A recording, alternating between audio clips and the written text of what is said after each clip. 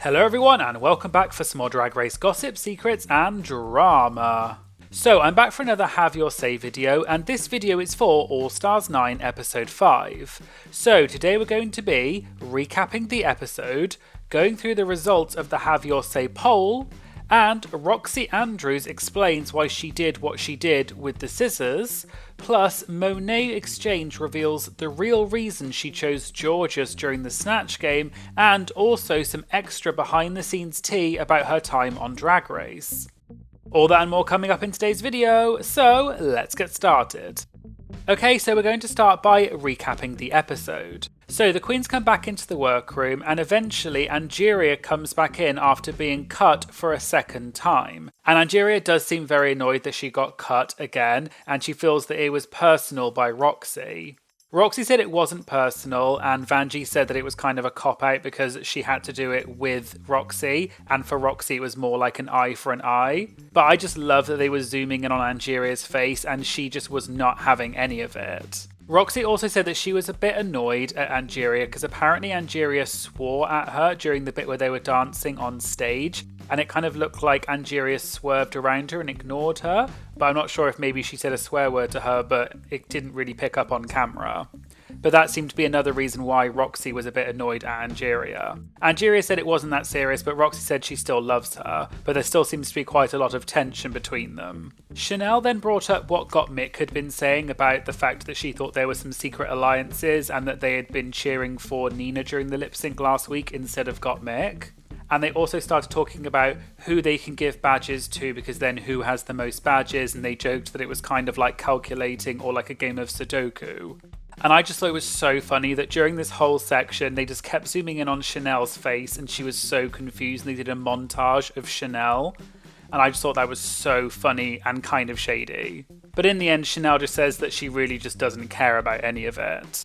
Okay, so the next day in the workroom, RuPaul comes in and they announce that the mini challenge is they have the Teletubbies there and they're going to do an old-fashioned Soul Train dance-off with the Teletubbies.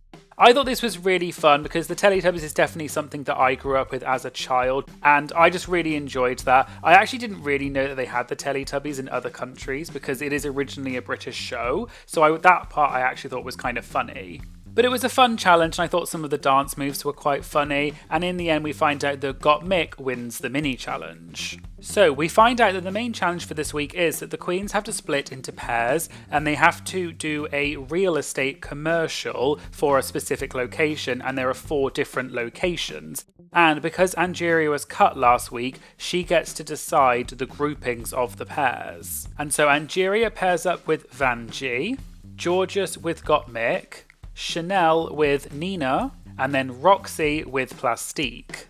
We find out that the 4 locations are Frosty Bits, Alaska, which Georges and Gottmik take, Gator Glades, Florida, which Angeria and Vanjie take, Tumbleweed, Texas, which Roxxxy and Plastique take, and then Salem, Massachusetts is taken by Nina and Chanel. So the queens get to work on writing their commercials, and obviously you need to try and make it funny. And some groups seem a little bit more confident than others. We then get on to the taping, and I think this is kind of standard on Drag Race, that they try and show people maybe not doing well, and then they actually end up doing well in the edit, or vice versa. One of the things I thought was the funniest was when Chanel was riding the broomstick backwards and she had no idea. That I thought was just so typically Chanel, but very entertaining. Angeria and Vanjie are just naturally funny, so their group I also thought came across very well during the rehearsal and the taping. For Roxxxy and Plastique, I felt like they were trying to show maybe that they were struggling, but I actually thought that the jokes they were doing were quite good.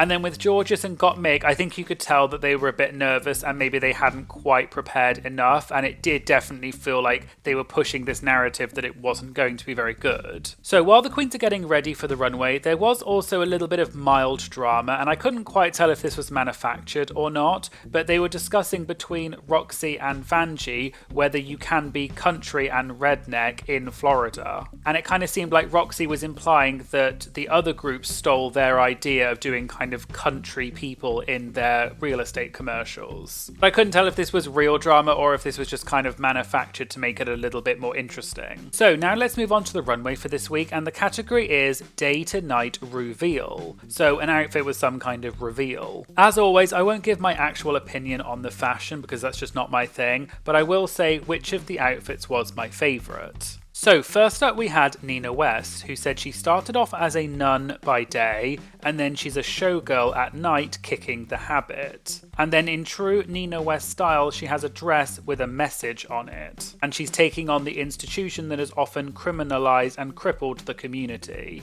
Next we had Chanel, who said she is the #1 executive at RuPaul Studios. And then it's time to go to the evening gala. And she said that she looks stupidly gorgeous and she feels like $1,000,000. Next up we had Plastique Tiara. She said that she starts off as a beautiful, glamorous geisha in the Forbidden City. And then boom, she's in Plastique Chromatica. So she went from geisha to samurai in one simple change. Next we had Roxxxy Andrews. And she said she's a 50s housewife doll, and baby, this doll is full of surprises. And she said it's Doris Day tonight, and she made this outfit herself. Next we had Got Mick, and she said I am just the most basic, normal, everyday 9 to 5 man. But then she turns around and she is Victor/Victoria's Secret. And this is a peekaboo, and this business womana has assets. Next we had Georges, and she said for her day to night reveal, she's living her 70s fantasy in this sickening white dress and just being cootsy bootsy. And then when it comes to nighttime, it's a disco. And she feels stunning in this stunning golden 70s outfit. Then we had Angeria Paris Van Michaels. She said that she's feeling her oats in this beautiful gown, and the cat's out the bag now. And she said she feels like the ultimate mother-tucking drag goddess. And then finally we had Vanjie, and she said she's bringing you the ultimate romantic movie, Pretty Woman. And she looks expensive with her little shopping bags. But then it's time for her date, and she gets into her little red gown just like Julia Roberts. For the runway, my personal favourite was Got Mick. I thought it had the most interesting concept because a lot of the others didn't necessarily have, for me, that much of a surprising reveal. It was kind of, I have a coat and then I take off the coat. But I really liked Got Mick's because the front of the outfit, I thought it was going to be a tearaway because it was so baggy. And then she turned around and it was really unexpected. But also I really loved that juxtaposition of the very kind of businessman and then party at the back. So for me, that was the best outfit with also the best reveal element to it as well. So then we move on to the actual commercials for the real estate, and the first team up was Chanel and Nina, which was Salem, Massachusetts. I quite liked this concept. I thought they had a very funny idea, obviously going down the more spooky and witchy route because obviously it is Salem. I think perhaps Nina was maybe a bit funnier, I thought, with some of her lines than Chanel, although Chanel was also doing a very good job. I just think perhaps they overthought it a little bit and maybe they were going too much down the route of actually talking as though this is a real estate commercial rather than trying to do comedy. But it was fun overall. My favourite part was that really unhinged moment when Chanel was kind of dancing around with that skeleton and started kissing it. To me, that was the bit that was the funniest of the whole thing. So overall, it was okay, but not necessarily my favourite, but also not the worst either. Next up, we had Plastique and Roxxxy, and they were doing Tumbleweed, Texas. This was by far the best group, I thought. Roxxxy was really funny, and I do think that she had the best characterization. But I was really surprised, as the judges were also, that Plastique did really well in this and was definitely pushing herself out of her comfort zone. They definitely leaned into a lot of the Texas stereotypes, but I also thought that their jokes really worked with the concept that they were going for. I also thought out of everyone, they bounced off each other the best while also still keeping to the brief of it being somewhat related to real estate. So for me, this was by far the best. Next, we had Gottmik and Georges with Frosty Bits Alaska. Unfortunately, this wasn't my favourite. I do think this was the weakest. I will say from the start, I don't think this was the easiest concept. I personally would not have chosen Alaska because I think there's maybe less scope for that to make it funny. But to me, the concept didn't quite work. I do think both of them looked amazingly gorgeous. I loved that blue suit that Gottmik was wearing, and also Georges was amazing in that red outfit as well. They both definitely looked like real estate agents. But in terms of the comedy, it just didn't quite land for me. I don't think there were enough jokes. And overall, I just don't think the concept worked. I'm not sure I quite understood the concept of it. So unfortunately, this was probably my least favourite. And finally, we had Angeria and Vanjie, who were in Gator Glades, Florida. I really enjoyed this from a personal point of view because I have actually been to Florida and have been to the Everglades, so I could really relate to this scenery and some of the things they were talking about. I do think Angeria and Vanjie were funny. They are just naturally funny people, but I will say I don't quite think they were as funny as they were when they were taping it. I think maybe some of their jokes didn't quite translate as much as I thought it was going to. The one bit I did think was really funny was when they said that they had lost their uncle because he got eaten by an alligator, of course, and they started pouring out some drink in his memory. And I thought when Vanjie started pouring it out, but then stopped, took a drink, and then carried on pouring, that was really funny. And I really liked that. That seemed like kind of an ad lib. And then Angeria said, "Oh, you're leaving me hanging." So I do think they were playing off each other well, but I don't think the actual skit overall worked as well as I thought it might.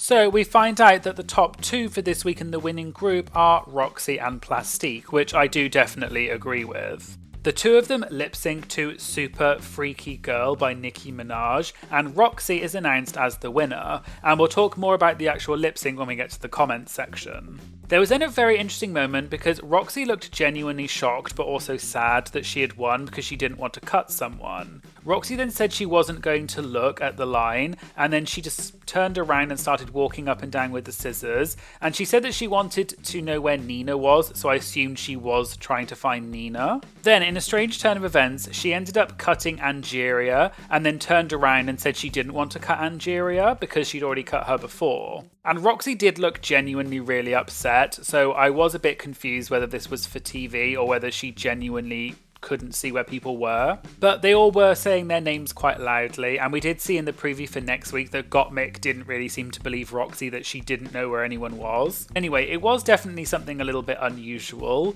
and then eventually Roxxxy chooses to cut Gottmik. And Gottmik ends up having to comfort Roxxxy because Roxxxy is upset that she had to cut Gottmik. And so it will be interesting to see what actually happens next week in terms of whether the queens believe what Roxxxy is saying about this. And while we're talking about this, Roxxxy did actually tweet and reacted to this, and she said after the episode, "I don't like to spoil, but I'll be addressing allegations about what happened on the runway with one quick response tomorrow."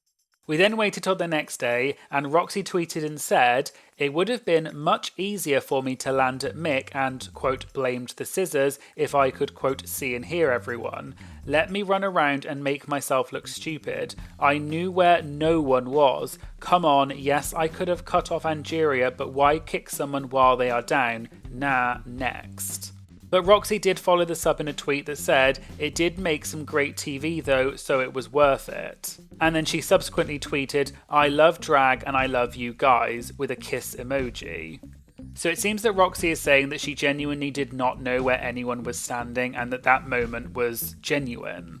However, it does seem that many people don't really seem to believe what Roxxxy is saying. So we'll have to wait and see if we hear any more about this in any future episodes.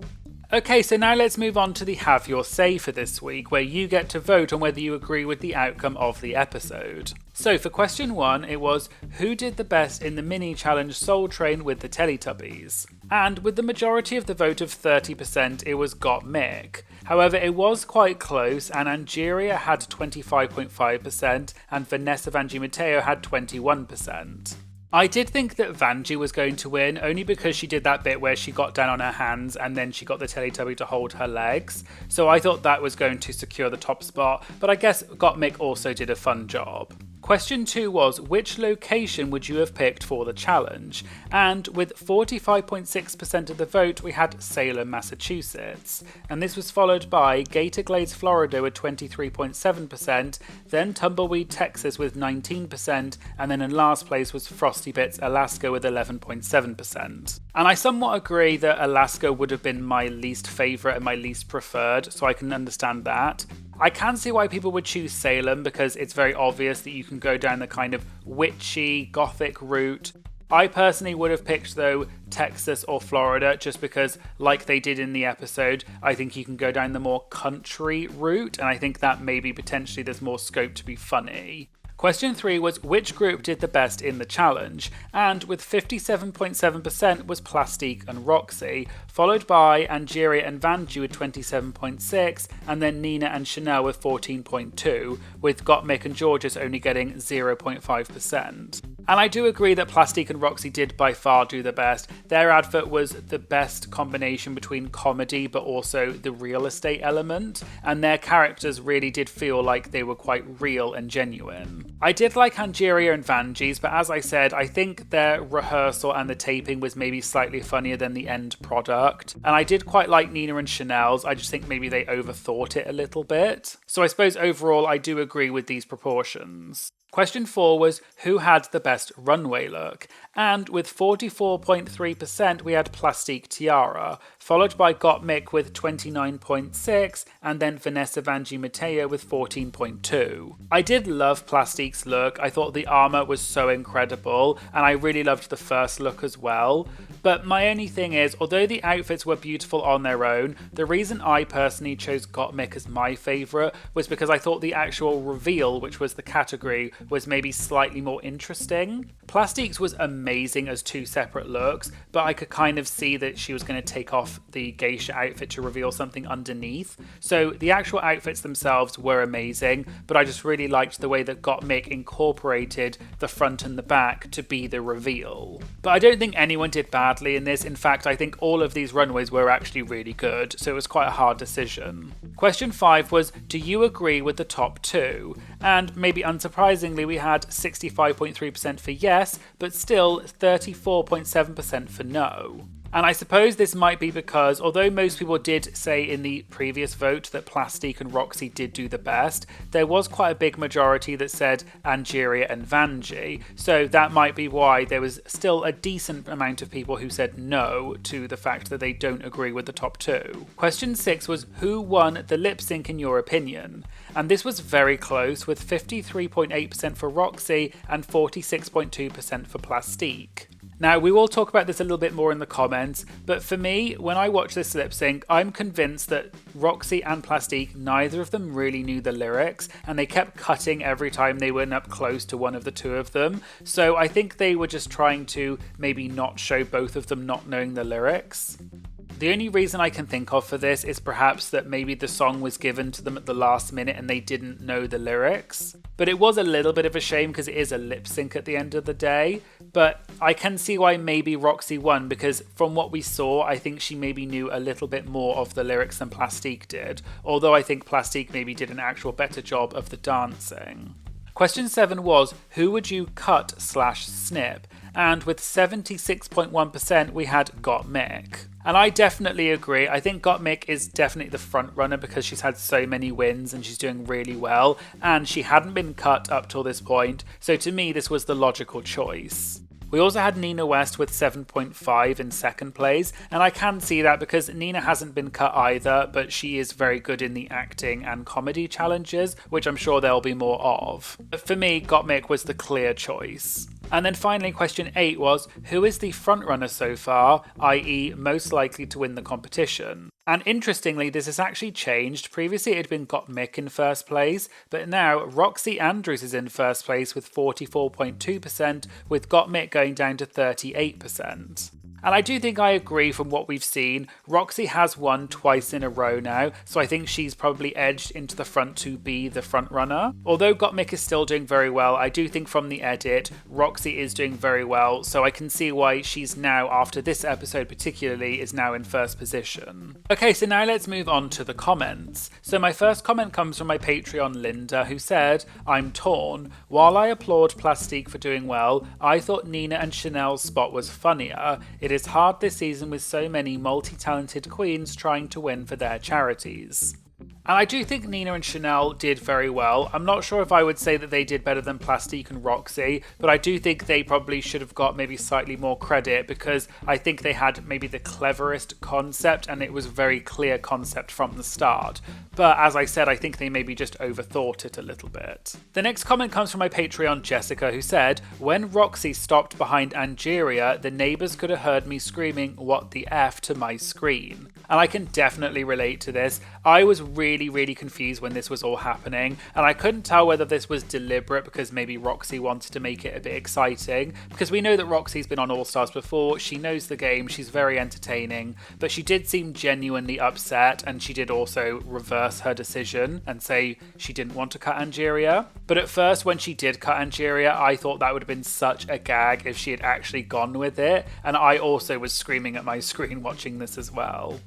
And then in another comment, someone said, "Rigor Morris girl, Rigor Morris. At least it's in Roxxxy's favour because I adore her." And I'm not sure if I agree that it's rigged for Roxxxy. I do think last week, although I thought Roxxxy did do well with Vanjie in the makeover, I do think that Georges and Plastique should have won because I think their makeover was better, as I said in my Have Your Say. This week though, I think Roxxxy and Plastique did deserve their win because their commercial, in my opinion, was the best. So I don't think it's being rigged, but I do think perhaps they are showing a little bit more of Roxxxy because they know that she's an entertaining queen and she has been doing well. But I'm not sure if I would agree that it's being rigged in her favour. We'll have to see, maybe there's a little bit more that comes in future episodes that will give us a little bit more of an insight. One of the other topics that came up a lot in the comments was people were saying that neither Roxxxy nor Plastique knew the words to the lip sync. And we did talk about this earlier, but it was very obvious to me watching it that neither of them really knew the lyrics, especially the quite fast rap parts, and they kept cutting in really quickly in and out on the lip sync, and it was quite hard to follow what was going on, and that was probably deliberate. From watching it, I thought that Plastique was going to win because she was doing more of the dancing. The only thing I can think of is maybe Plastique knew less lyrics than Roxxxy, and maybe that's why RuPaul chose Roxxxy to win instead of Plastique. But at the end of the day, it is called a lip sync for your life, and neither of them really seem to know the lyrics, which was obviously not the best. So I guess it kind of comes down to maybe what we saw in the edit isn't quite what happened in person. But obviously we'll never know because we'll never see that edit.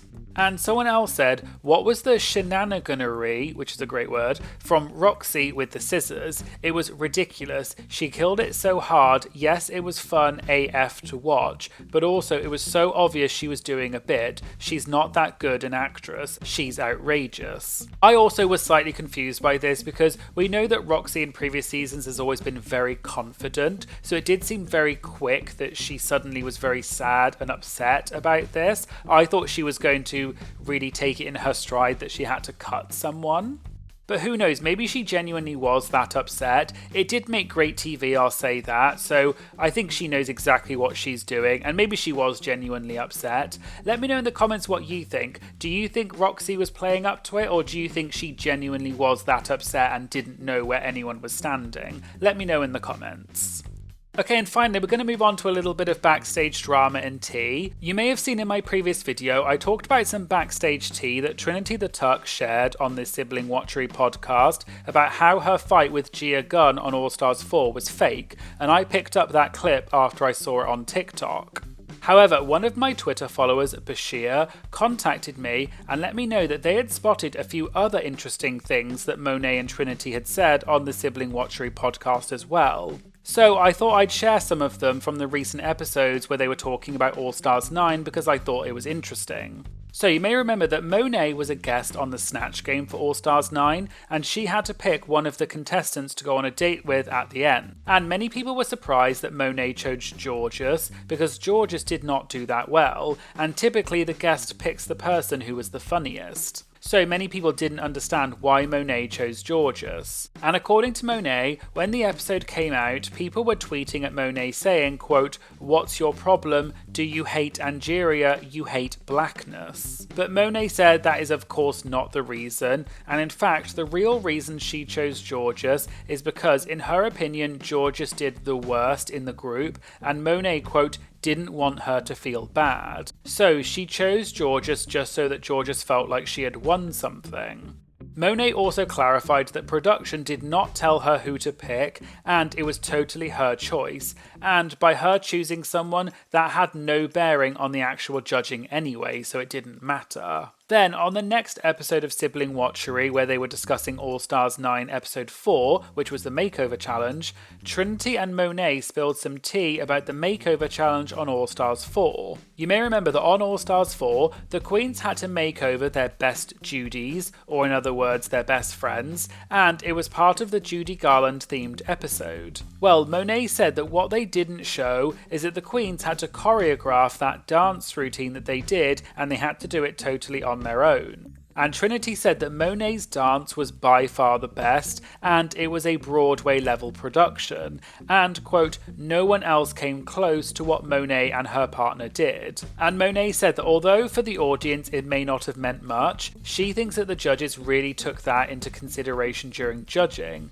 Monét even said that her makeover was okay, but the dance really did edge her into the top. But because the audience didn't see much of that dance, people wondered why Monét was in the top that episode. And this is an interesting insight into how the edit can affect something that the audience perceives. Latrice Royale also talked about this once on Hey Queen, and Latrice and her makeover partner Tim, or Alexis, said that during the episode, the show provided all of the costumes for the Judy performance, but they didn't have any jackets in the size that would fit Latrice or Alexis. And they also didn't have tights that would fit them, and they only went up to their knees. So apparently Latrice shut it down and yelled at the producers and said, quote, "Stop this bleep, you've had fat people on here before, I'm fat, Eureka's fat."